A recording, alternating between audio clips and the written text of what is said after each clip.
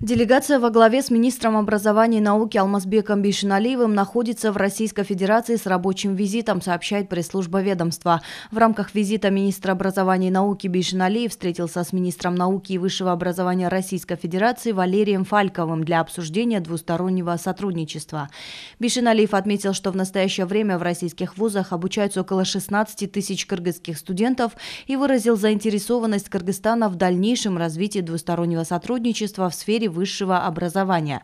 Ежегодно гражданам Кыргызской республики выделяется порядка 375 бюджетных мест, а желающих поступить в российские вузы больше 3000.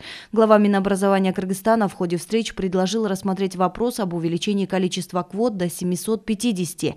Из них 200 мест будут предусмотрены на педагогические специальности, 50 мест для детей-сирот и детей, оставшихся без попечения родителей.